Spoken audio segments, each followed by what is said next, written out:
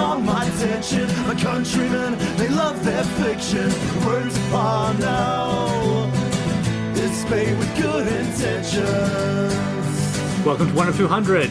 We're on hiatus, but not really. Just for weekend current events. But we're here for a midweek episode about I don't know the words to describe what is happening in global politics at this point, and especially in the Middle East.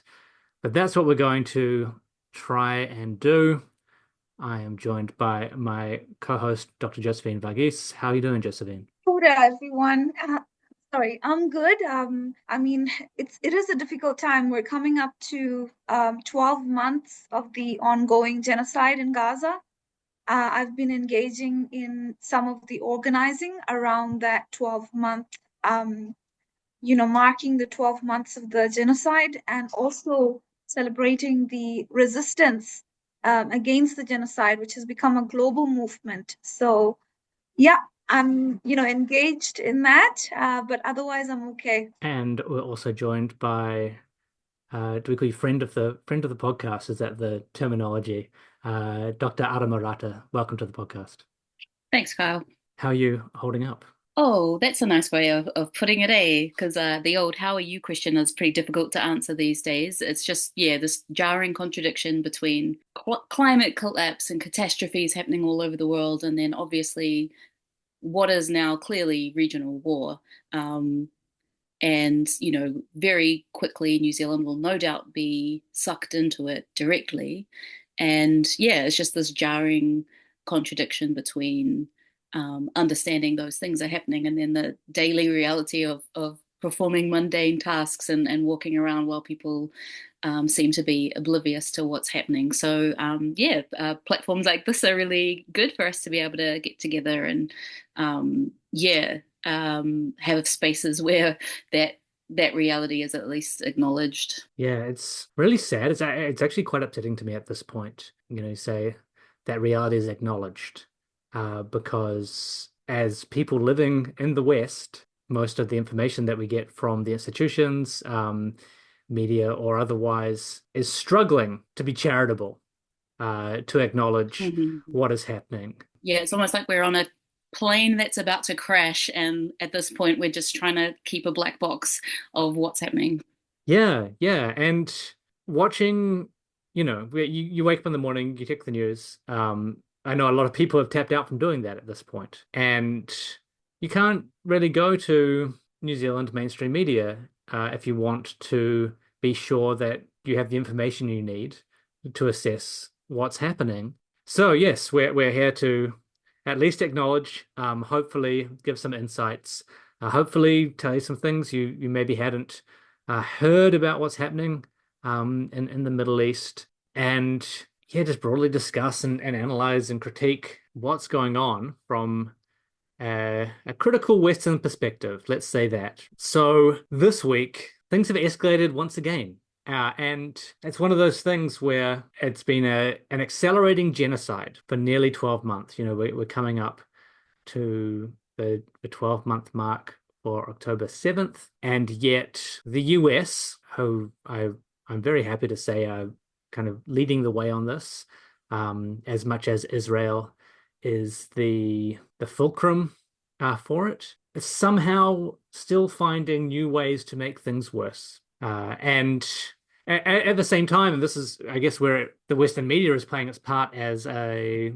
say, stenographer or arm of empire or public relations mouthpiece, has continually told us that the US wants to avoid a regional war. They're looking they need a ceasefire. They're trying to make things cool down while sending billions and billions of dollars to Israel, billions and billions of weapons for the genocide and now a regional war. And it's not just the media that's failing as well, right? We've seen, obviously, we're recording this a day after Iran's strike on Israel, most recent strike, and and the Western media is framing that as an escalation rather than a response, quite measured, restrained kind of response, actually. So it's not just the media that's failed that's led to this point of this action being carried out. It's international law, it's the UN, ICJ, the ICC,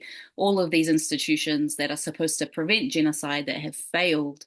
And so in the recent weeks, we've seen just so much new action. We've seen the Gaza method being applied in Syria and in Lebanon, the terrorist attacks, the assassinations that we're seeing, which I hope we'll get into a bit more as we continue this discussion, leading up to, just this quite awesome, in the true sense of the word, display that we saw when Iran fired dozens, if not hundreds, of ballistic missiles on Israel. And at military targets. I want to, which is something that we're not really getting kind of acknowledgement of in Western media. And you mentioned, the other institutions, but there's also the other states as well, all of whom are bound by the Genocide Convention to be intervening when there is a plausible case for genocide, which there is, and yet. Well, I really liked your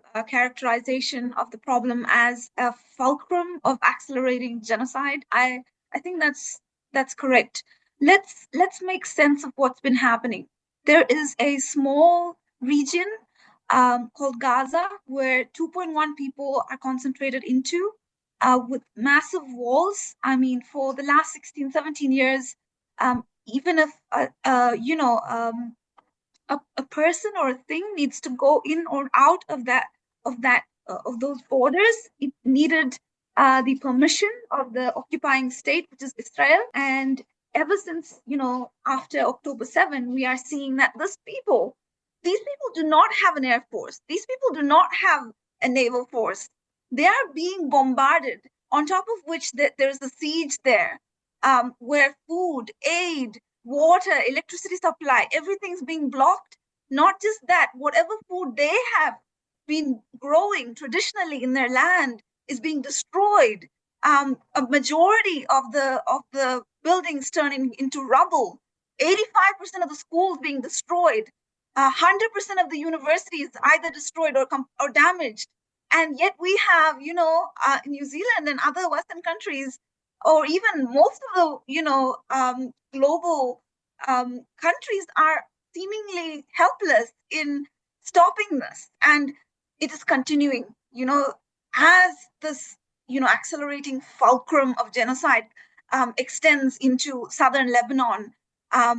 It still continues in Gaza. And these people are completely, without any cover. So in this moment, it is within this context that we are seeing this counterstrike from Iran. And we must remember to contextualize it within the fact that, Iran has been attacked multiple times by the United States and Israel illegally, including conducting assassinations. And, Arama, you started talking about the assassinations. We must remember that these assassinations of Ismail Haniyeh and of Nasrallah, of Hezbollah, these are the chief negotiators with whom we need to negotiate any deal with, right? Whether it is the deal for the hostages, we must first remember there are thousands of Palestinian hostages, in Israeli custody for years, languishing for years, children being taken into custody and then coming back, a lot of them not coming back ever, some of them coming back as adults, not having seen their mother and their parents for years and decades. So, whether it is the hostages, whether it is peace, whether it's ceasefire, whether it is lasting security and stability in the region, we need negotiations. And Israel is targeting the chief negotiators for its assassinations. So it is clear that Israel is not looking for any negotiations, any peace, any ceasefire. It is an accelerating fulcrum of mass violence at this point. Absolutely. And, it's these kinds of details that are just driving me absolutely insane because we are told again and again that this isn't the reality, right? That there's not a genocide, that Israel are the victims, that everyone else is escalating it, that the US is doing everything they possibly can. But as soon as you take any single one of hundreds of discrete details around what is happening in the region, it immediately gives the lie to the lies of the Western apparatus. You know, you mentioned the assassination of the key negotiators. It becomes incredibly clear, and you know, I'm of the belief that this is also clear to the US and to Israel and to all their cheerleaders that a negotiation isn't what's wanted. That they want a regional war, that they want a genocide, um, that they want a greater Israel, you know, and anyone following Israeli media or Israeli politicians talking to their own people will have known this since October last year, at the very least. But I mean, go all the way back to 1947, right? And go even further back to when Zionism was created. This has always been a series of goals that they are trying to achieve. But yeah, I have absolutely zero belief that any of them believe any of the PR that they are peddling at this point. There's just absolutely no way they can believe that while taking the actions that they take, which is there's just such a horrible Kafkaesque absurdity to it. Like we've all woken up and are all giant bugs, trying to live in this reality, which is constantly bombarding us with information that both we and the people bombarding us with it know to be untrue. And it's just so dangerous what's being normalized now. Like, you know, this pager attack, this walkie-talkie attack that took place about 2 weeks ago, where this is clearly targeting civilian devices. This is clearly a terrorist attack. You know, I think about 3,000 people were injured, over half of whom were civilians. And yet the ruling class and the media are framing this as being like some sophisticated attack that we should be proud of, that Israel should be proud of, when it's a disgusting, clearly terrorist attack. Same with the assassinations. So they weren't just assassinations, right? These were attacks that killed hundreds of civilians. Yeah. When did that become normal? That these can be framed as like promoting justice. This is absolutely the place that we're in now is so frightening. It is so depraved, and it's now just so normalized. It's such an unsafe world now where these types of things have been normalized in this way, and it feels like, you know, some people are saying that, you know, Israel's getting the upper hand, and the only advantage they seem to have is just the element of surprise that comes from doing things that no other country would even consider. And I thought it was quite interesting with with Iran's retaliation that we've just seen. And on the one hand, they're trying to Israel's trying to play the victim in that situation by saying like, oh, these were targeting civilians, you know, and at the same time bragging that no civilians were killed. It's like, because they were targeting Mossad and an air base and, you know, these strategic and very clearly linked sites that were linked to the assassination of Haniya and Nasrallah. Yeah, and so yeah, it's just this really interesting game where it's actually hard in some ways for the different actors to actually put themselves in the minds of their opponents. And I think that's also why we see these assassinations, because, you know, Israel and the West have this genocidal agenda that's completely unpopular in most countries. And if we did eliminate the leaders, I'm not suggesting we do that, but if the leaders were somehow eliminated, that would actually potentially change the course of how those states operated. But that's not true of like a movement like Hezbollah, which is very grassroots. It's very much in response to Israeli aggression, where, you know, the leadership, you know, Nasrallah was beloved by many people in the region and seen as like a incredibly important on a global scale anti-colonial leader. And, you know, they have it in their minds that they can just eliminate somebody like that, and that somehow that will limit Hezbollah's ability to carry out their defense of Lebanon. But what we're seeing, obviously, is quite the opposite with the recent ambush that Hezbollah set up to counter the Israel ground invasion. Showing that there is no problems at all with their command and control. It's just a series of events. The tent massacre, the the flour massacre. Which ones, right? Like It's just multiple of both. Exactly, multiple of both. And then we are coming to, what's happening in Lebanon, and now the troops being sent to invade South Lebanon, and Western media, including New Zealand media, saying it's like a ground operations. A limited ground operation. Oh my goodness, limited by Hezbollah. So I also want to, make this context of Lebanon clear to the listeners. Like, Lebanon has been a target of Israeli operations and invasions for decades now. Some of the worst massacres happened to Palestinian refugees who were displaced during the Nakba, and the consequent after the Nakba, the displacements that happened in waves, and there are huge Palestinian refugee populations in Lebanon and other surrounding regions, and Israel has committed massacres like Sabra and Shatila in Lebanon in the 80s, and it is against this belligerence of the Israeli state and the violation of Lebanese sovereignty that an organization like Hezbollah takes shape and rises and becomes popular within Lebanon. So these are indeed legitimate resistance movements. I think, as we approach 12 months of this genocide, I think a lot of people are coming to the realization that whether it's Hamas,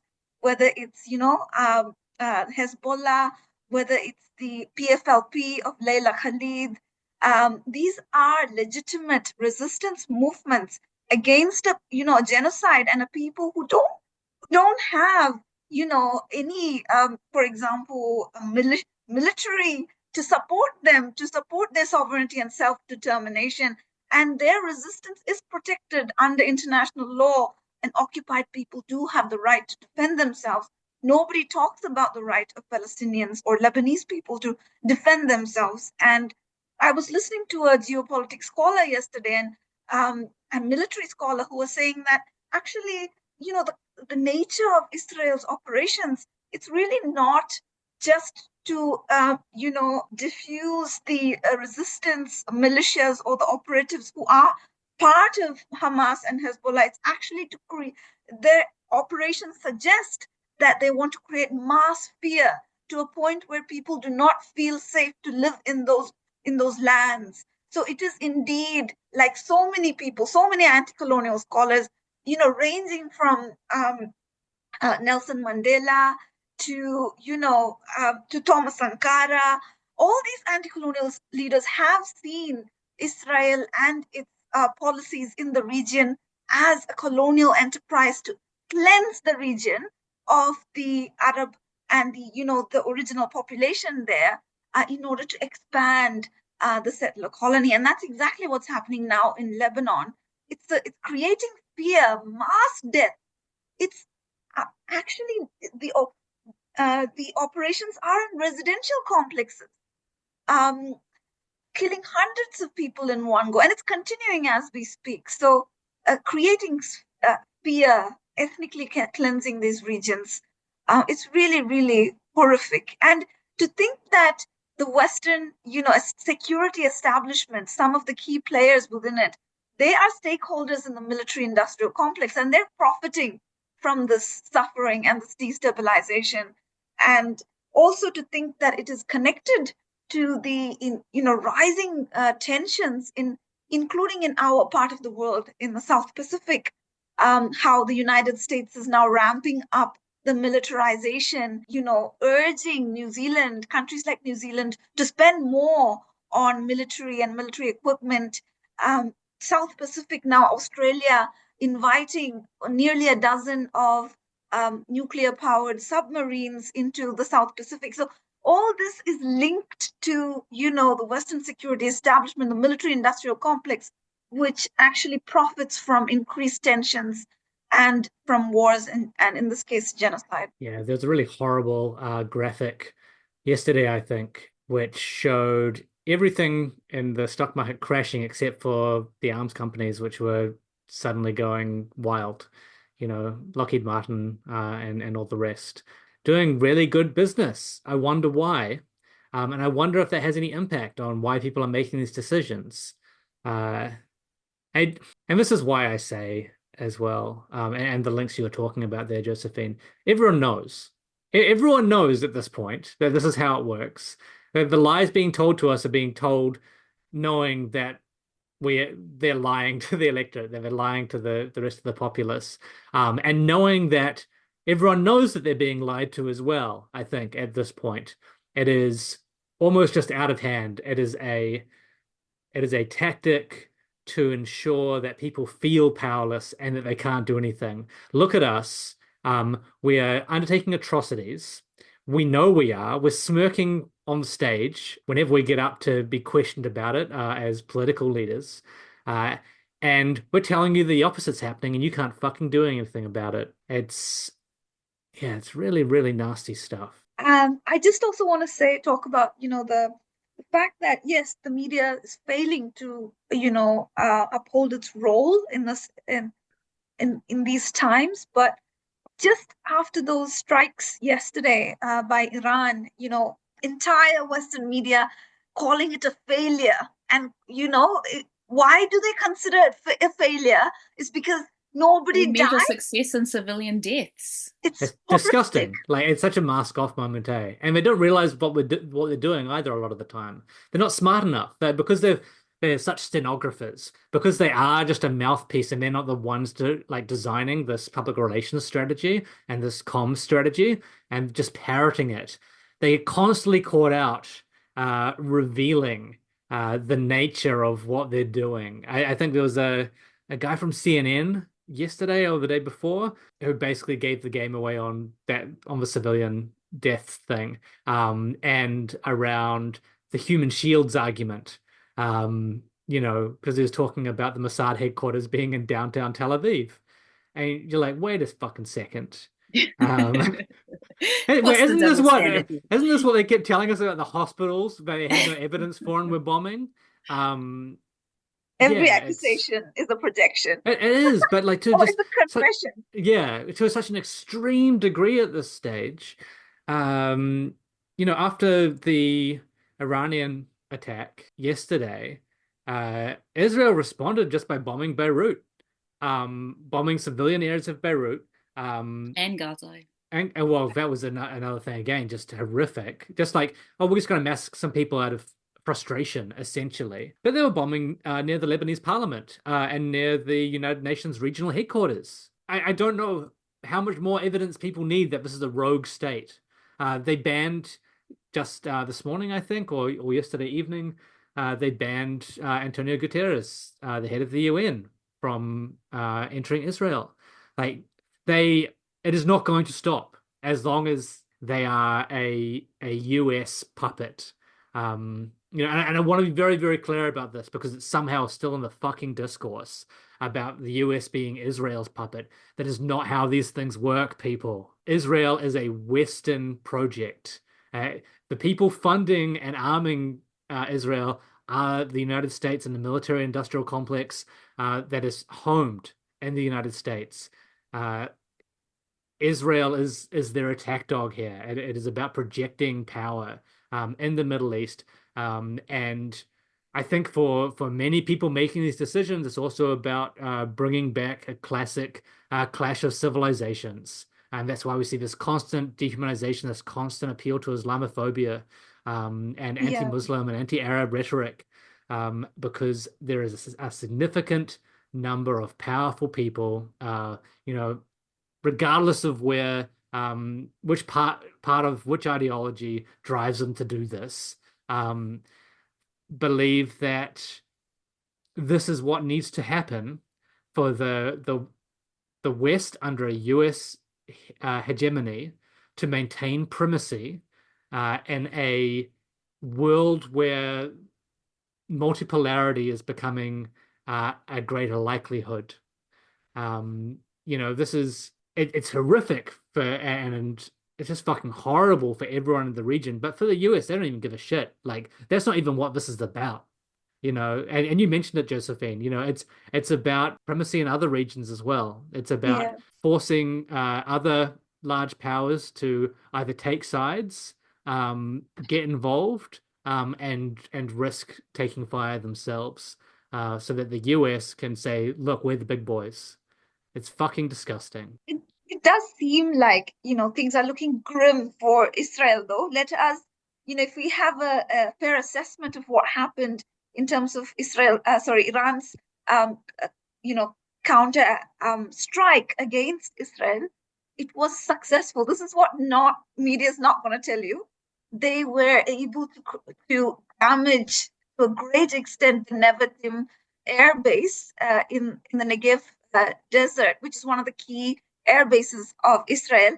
The attack also proves the vulnerability of the Israeli Iron Dome, and that Iran now has technologies that can, in fact, it makes Israel quite vulnerable. So, from the Iranian point of view, this was a huge success because Israel's, strategic sort of officials will definitely know that this is a success for Iran. And when it comes to global, opinion, Israel is now coming, popular opinion, Israel is in a corner. And, this fulcrum that you were mentioning before, it might be in a death spiral. Yeah, I think it's like so interesting kind of thinking about what it means in terms of the success or failure of an operation like this. And I think, Iran has demonstrated itself to be very strategic, very calculating, very disciplined. And I'll say that instead of restrained. And to the point where I think there were a lot of people in the global south, shall we say, who were frustrated. Like, when is the response going to happen? And some people were saying they were being strategic and trying to build up the psyop on the Israeli citizenry. And then when we think back to when Iran's consulate in Damascus was bombed, and the response that they put out the message, they emailed ahead of time, like a week ahead of time, to say this is what you can expect. And so Israel lined up its mates, the US, France, Jordan, the UK, and they all strategically, through shooting missiles down from the air to anti-ballistic missiles being shot from ships, I believe, all together did this very calculated attempt to ramp up Israel's defenses. And, we were only dealing with, mostly drones, cruise missiles flying slowly, and then some missiles that followed. But I think Iran was able to learn a lot through that operation. Israel was then, of course, given time to build its defenses up as well. But then we see that this attack was successful in the ways that you mentioned. It demonstrated the vulnerability of their anti-ballistic missile defenses. There was a US warship that shot 12 anti-ballistic missiles at the incoming missiles from Iran, and apparently that's how many they make in a year. It usually takes them a year to make 12 of these anti-ballistic missiles. So I think it really did show the vulnerability of Israel, which is, the only reason Israel exists is because they have this veneer of invulnerability, and that has certainly been damaged. And they did that without taking civilian lives. They, which is incredible. How did this impact the economy? How did this impact the global perception of Israel? And I think, thinking back to the April Iran strikes, it's almost like the West went, oh yeah, nothing to see, we don't worry about that, and carried on. And this time, actually, we see them trying to paint this as a reason to be able to escalate. which is an interesting little difference. So which is it? Is it a failure, or is this a reason that you want to escalate? You know, they constantly seem to want to have it both ways. Yeah, so I think And the Western leadership coming together to denounce Iran's, horrific, unprovoked attacks. Suddenly, when they speak nothing, they haven't condemned Israel yet for its attacks on unarmed civilians for months.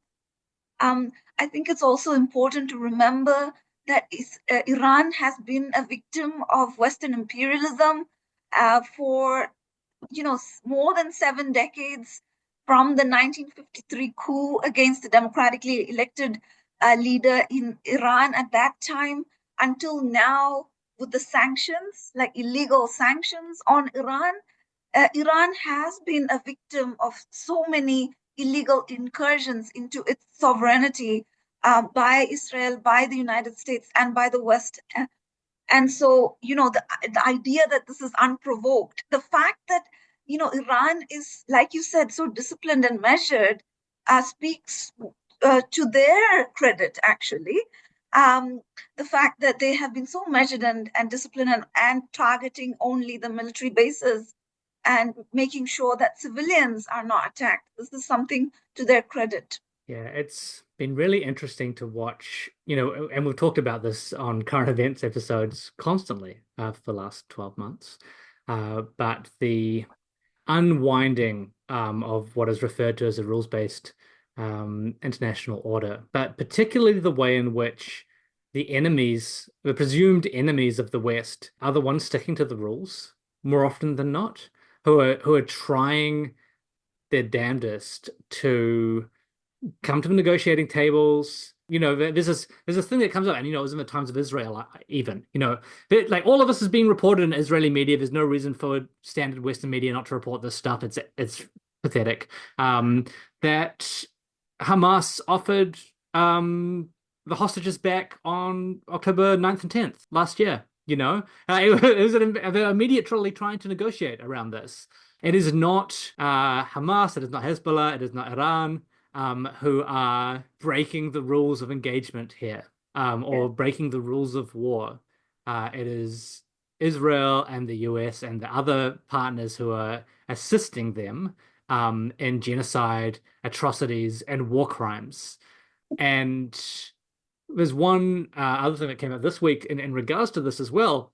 Whether you agree with Iran's choice on this or not, but apparently part of the reason that they didn't respond or counterstrike after the assassination of Haniyeh in Iran was because they were promised by the US that they were going to have a ceasefire and get the negotiations done. Yeah. And personally, I wouldn't have trusted US leadership to be honest about that, but they have been trying to do this in good faith. And Absolutely. even now, after the Israeli escalation and attacks on civilians in Lebanon, hidden under the cover, and it's so fantastical to say, under the cover of assassinating the leader of Hezbollah, right? Which is not a valid thing to do anyway. Like a missile assassination on sovereign territory is already illegal. So using it as a justification for killing hundreds of civilians shouldn't fly, but apparently does for all those fantastic international journalists we have out there. You fucking cowards. Even then, even in this set of circumstances, Iran, they're not engaging the same levels of dehumanization that the West currently is of Arabs, and particularly of Palestinians. And yeah, like you can't do anything but credit them for that. I'm sorry. Like, maybe I will get cancelled, but it's absurd to believe otherwise at this point, at this stage of things. Anyone saying otherwise is just lying through their fucking teeth. And it's so outrageous because none of this needed to happen at all, right? Like none of the strike that we've just seen, like all of it, none of it needed to happen. Hezbollah engaged in the conflict, opening up a front with Israel on its Lebanon border, or Palestine. And on October 8, and they've said from the outset, and Ansar Allah have said from the outset, and all of the nations participating in the axis of resistance have said from the outset that this will end when there is a ceasefire in Gaza. And it's just goes to show that they're not actually interested in their hostages. They're not actually interested in a ceasefire. This is part of their colonial agenda. Yeah, it is indeed. If you think about the incursions into Iranian sovereignty, from the 1953 coup d'etat, what happened was the new leader was going to nationalize Iranian oil reserves, and this is what the CIA didn't like. They want access to it, so they installed a new puppet government headed by Shah Pahlavi, and it was against this that the Islamic Revolution happened in 1979, and now they have this current government since then, which is the Islamic Republic government, and on top of that, they're under sanctions, including for medicines. Right? This is a country that has been targeted so much by Western imperialism, and this is why it's for them that Israel has become an existential threat, and not the other way around. They were already there. It's Israel that's come there and is threatening them.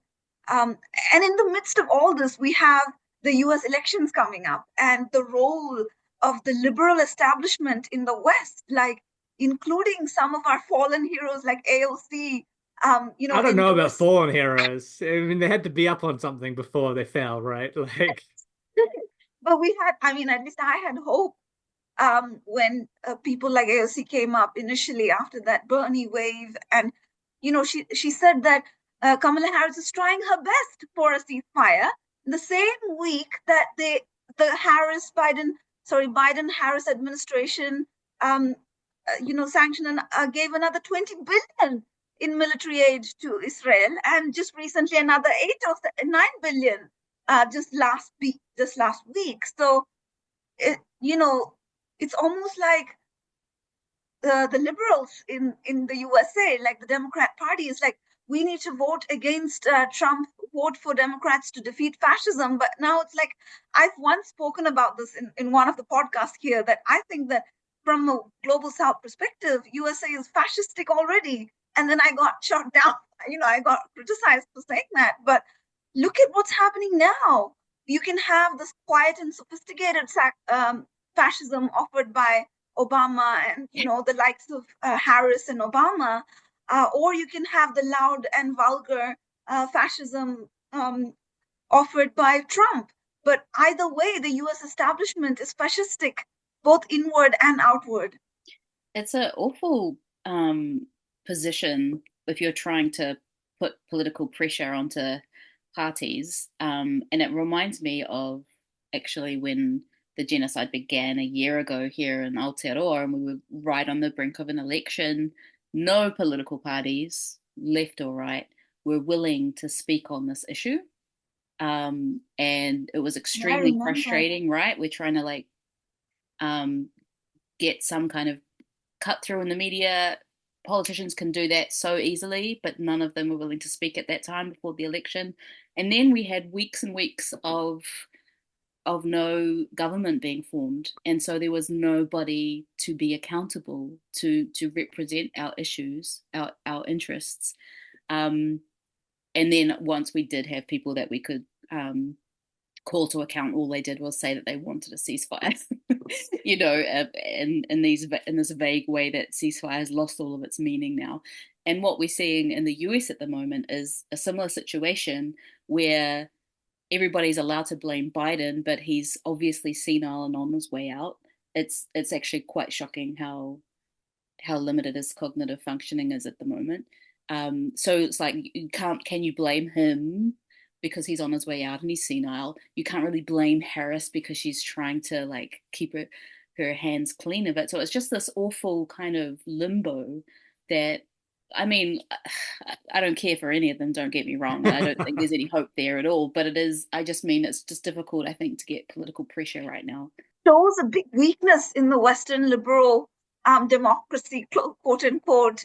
This how Western liberal democracy works. Like the fact that I don't think Biden is senile, that's not news. I think he was senile 4 years ago. I don't think his senility has, increased drastically. I mean, he was already pretty bad at the beginning of his term. It just shows that the real power lies elsewhere, that the Western states are nothing but salespeople or, a front for the ruling class. And regardless of who comes into power or not, the interests of the ruling class who profit from imperialism, from genocide, from wars, it continues. That rule continues. And yeah, now we have a lame duck president. I'm going to call Biden because he's there, but he's not there. And Kamala Harris is trying her best to distance herself from Biden. The opposition is trying to identify her with Biden. It's really interesting. And it's true. I remember, October 7 happened and we were in a similar situation. Like we didn't have a clear majority or something, but it was the Labour government continuing and the elections were going to happen. But Chris Hipkins' first instinct was to say Israel has a right to defend itself and to condemn Hamas, but never condemned Israel's strikes. I actually want to shout out to Nana Mahuta on this one because almost immediately she said we need to de-escalate and there needs to be negotiations. And she put a post out on Twitter. And I guess she was still Minister of Foreign Affairs at that point, and immediately got monstered for it. And that's when Hipkins came in and was like, "Oh, that's not what she really meant." Like, I think tweet got deleted, but yeah, it was there. There was the potential for our electoral representatives to rally around that voice at that time, which was, because that was the correct response. All right, say goodbye though, Josephine, if you've got to go, so that the rest of so the audience knows that you left and we didn't just like not talk to you again. All right. Yeah. I just gotta go. I have another engagement right now. So yeah, thank you for having me back to discuss this really important issue. And I will be back on 1 of 200 very soon. Thank you. Thanks, Josephine. Bye. She's great.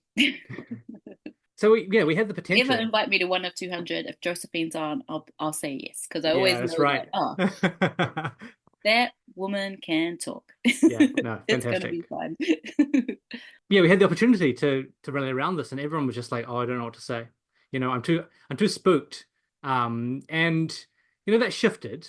That did shift. And the Greens into Party Māori, and even Labour in parts did better messaging on it.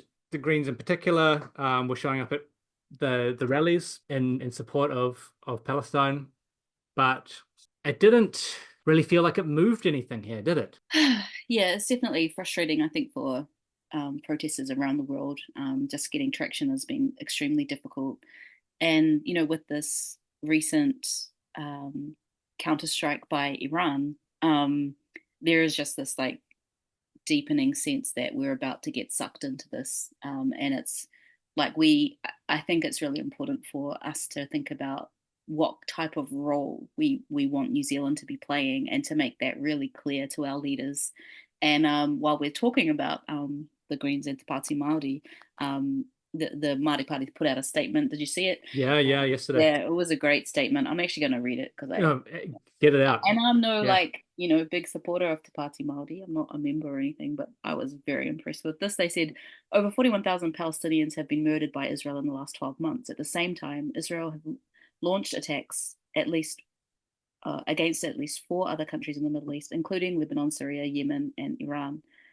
You cannot play aggressor and the victim at the same time. What we are seeing today is the culmination of decades of US imperialism in the Middle East.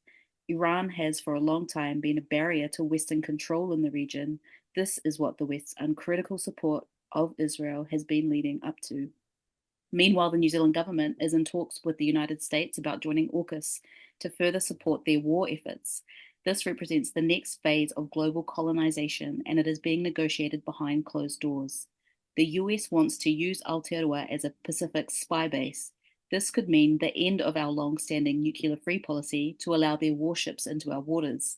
AUKUS threatens our sovereignty as an independent nation, and the mana motuhake of every nation in the Pacific. It threatens to drag Aotearoa into World War III. The New Zealand government is putting everyone in Aotearoa at risk through their complicity.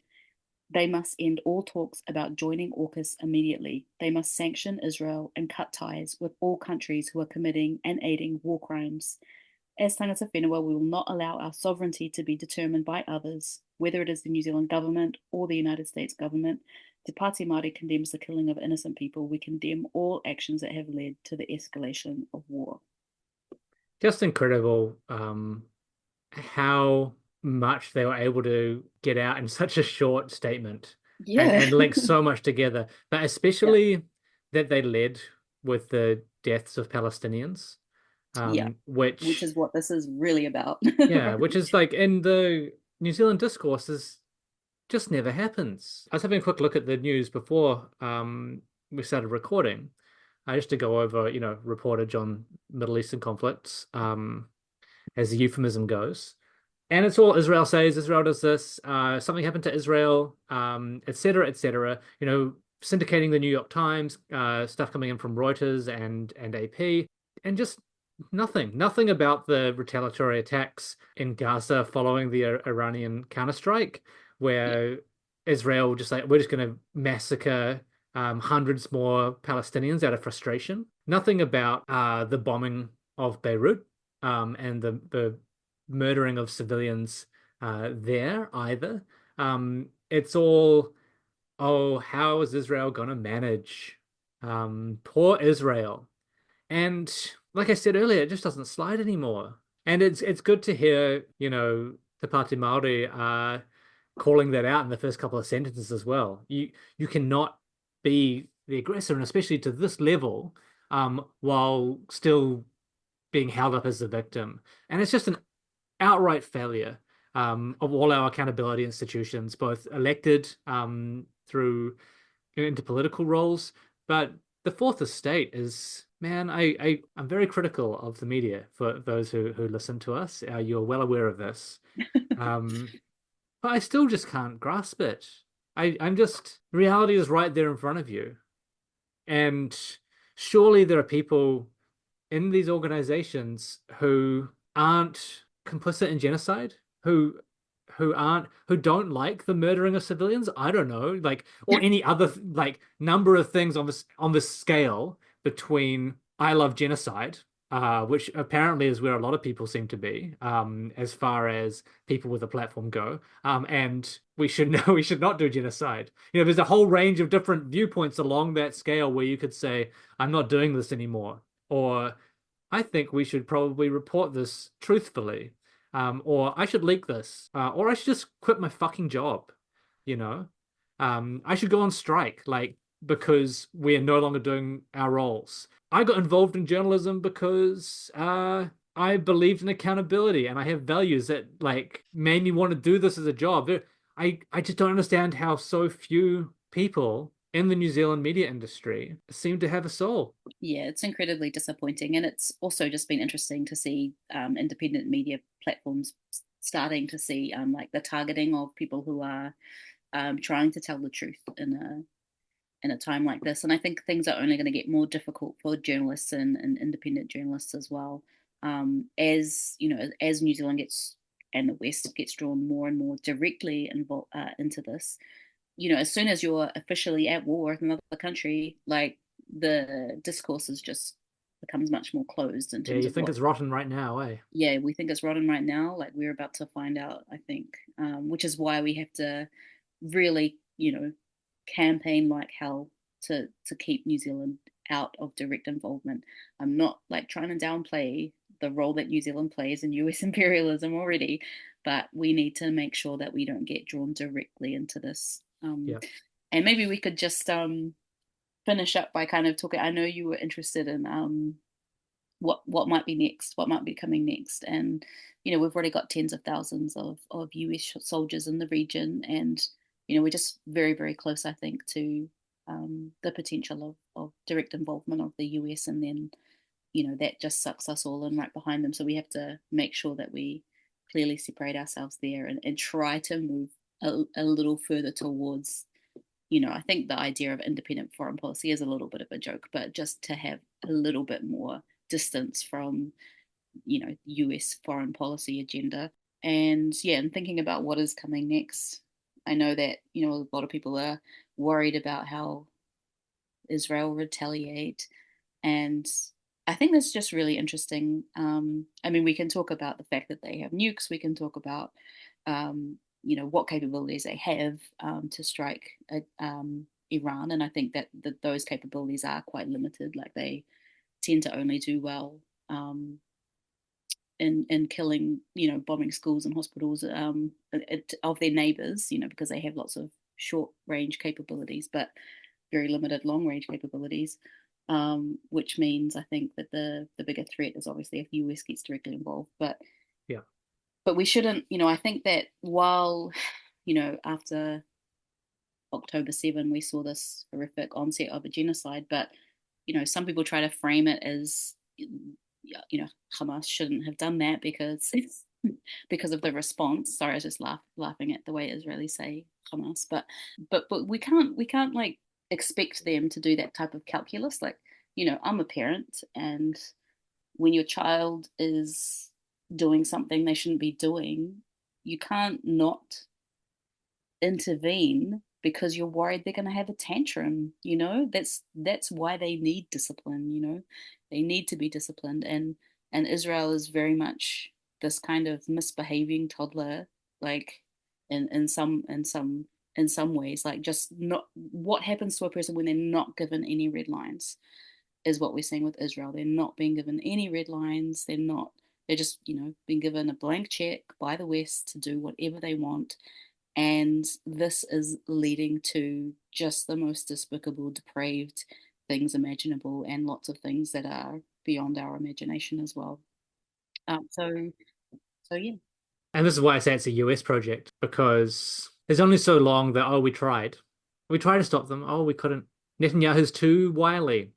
There's only so long that slides for. And just in the last couple of days, there was a Politico investigation where a number of people from the White House had gone on the record to say essentially some of the key advisors for the US in the Middle East were encouraging Israel and against the policy, the official policy of the White House, were encouraging the invasion of Lebanon. There are people in there who want this, and the talk of red lines is just bullshit. It's just to make people think that, and I think potentially, and more seemingly, to help provide evidence, regardless of how narrow it is, to Iran and to other groups in the area that they were trying to do something. But I think at this stage, I'm just not willing to give any benefit of the doubt. And I think the axis of resistance are very well aware that this is we're in this for the long haul. I mean, everybody across the globe, it's exhausting to even watch what's happening. But this won't be over anytime soon. It's a war of attrition, and the only way that it will come to an end is if the axis of resistance is able to make this too costly for the West. Yeah. And this is one of those things as well, right? But they're at the front line, and they're getting the consequences of that. But we will be at the front line of something soon enough, if they aren't successful, and if we aren't able to pressure our leaders to rein this in. The return of fascism from the periphery to the core is coming in swiftly. And one of the things which has been really concerning to me, if we accept that major media outlets, especially out of the US, are partners to the hegemony, are partners to US military interests, which with the likes of people like Jake Tapper and other US, what do you call them, news hosts, just being so overtly willing to lie on behalf of the genocideers in Israel and the US, is not far-fetched to think about.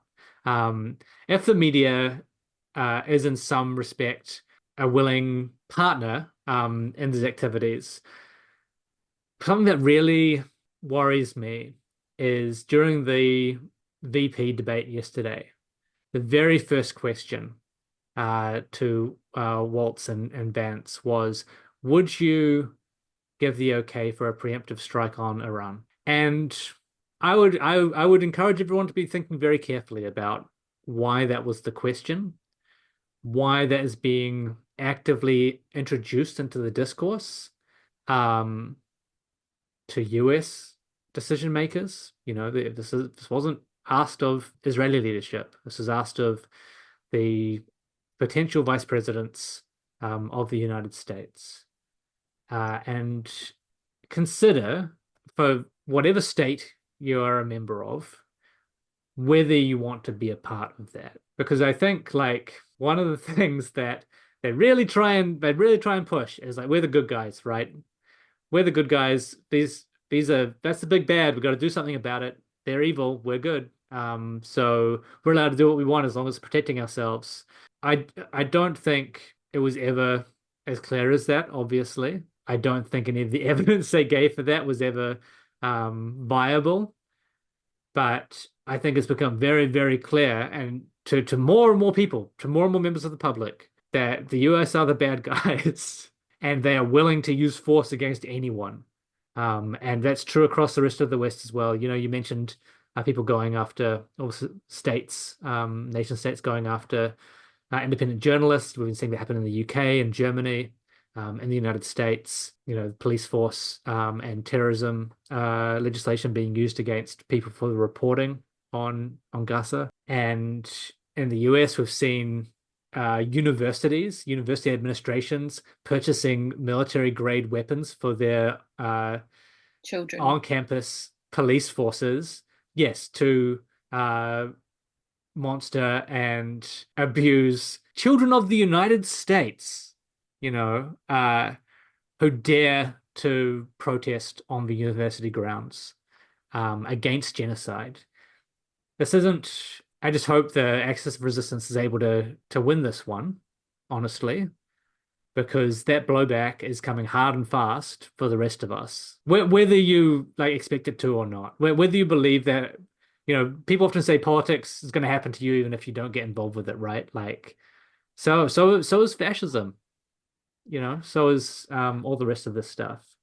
It's just going to be about when it hits you, not if. And I do think that, the ways in which we show our solidarity and support with Palestine in this moment and with Lebanon is important, but it's not particularly effective.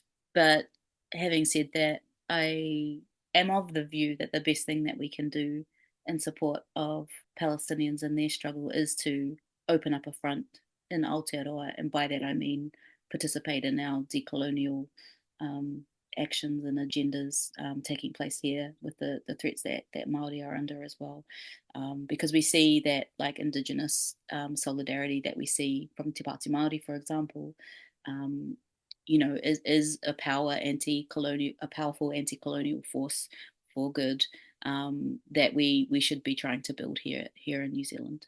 Building our decolonial eco-socialist agenda is what we can do from here. And I want to be very clear that the far right knows that that's the major risk to them. And that's why across the world, the far right project has been attacking Indigenous rights. We've just seen The Voice happen in Australia. We have the Treaty Principles bill happening here.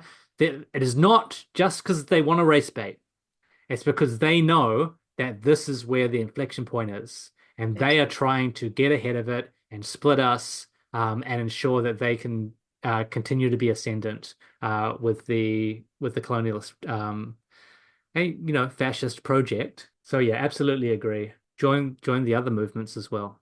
It is, and it feels more like you're doing something too, if that matters to you, because it's happening in your communities, it's happening with people and it can be more effective on the ground than giving support, as important as that is, to people halfway across the world. Thank you very much for joining us. Thank you for all you do. Keep up the good work. Where can people find you if they want to read your work? They can't. Look, right here on 1 of 200, when we're lucky enough to have you on the podcast, I guess. Thanks so much, Kyle. All right. That's been another episode of 1 of 200.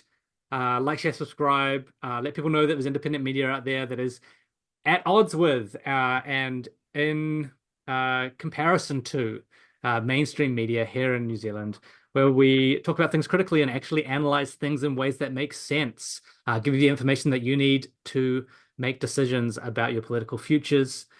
We will be here intermittently releasing podcasts over the next month or so while our current events program is on hiatus.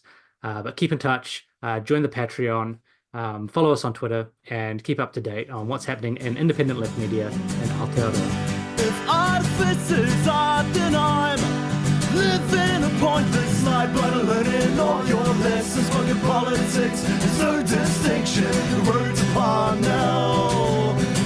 It's paved with good intentions, and I'll admit that I'm at a loss for what to say when they criticism cost me ought to stay. 'Cause I live amongst the people every day. This vindictive, forgetful fucking rain. It feels like we're on the road to hell.